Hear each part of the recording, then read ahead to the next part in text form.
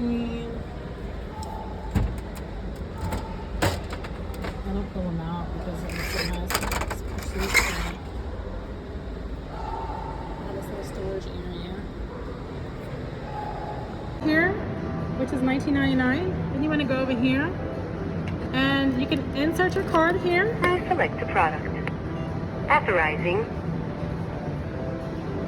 So now it says approved. And now you see the machine working to get your product.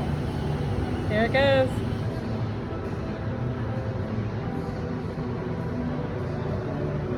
Yes. Now you're ready to take your card out. Thank you. Or you could have swiped it as well.